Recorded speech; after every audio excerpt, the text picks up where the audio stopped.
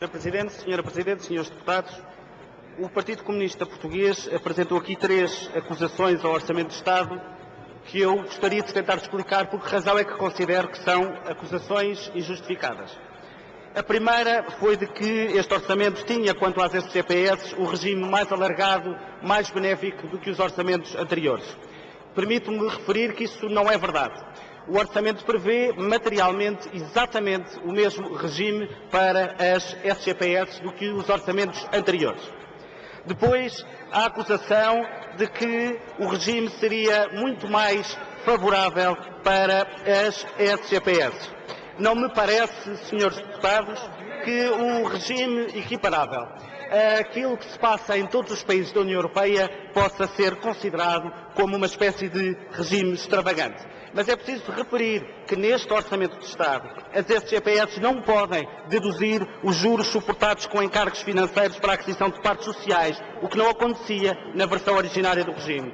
E que também estão sujeitas a normas anti-abuso específicas para evitar o planeamento fiscal agressivo na utilização destas sociedades, o que também não acontecia na versão originária do regime.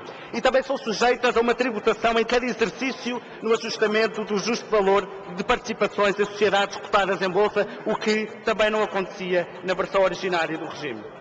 Depois foi feita a acusação de uma espécie de conluio com os grandes grupos económicos, ignorando aquilo que têm sido as opções deste Orçamento de Estado relativamente a estes grupos. A sujeição das SGPS com mais de 1,5 milhões de euros de lucro tributável a uma derrama estadual de 2,5%, e das SGPS com mais de 10 mil milhões de lucros tributáveis a uma derrama estadual de 5%.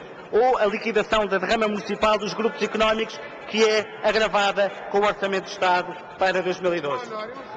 Senhores deputados, para defendermos o interesse dos trabalhadores, não podemos esquecer que onde eles trabalham está o empregador. E se o regime fiscal que for aplicável a uns e a outros der cabo do posto de trabalho, eu quero saber onde é que ficam os direitos dos trabalhadores que vocês tanto prezam.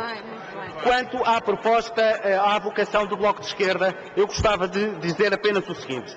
Eu percebo o intuito, mas discordo da solução.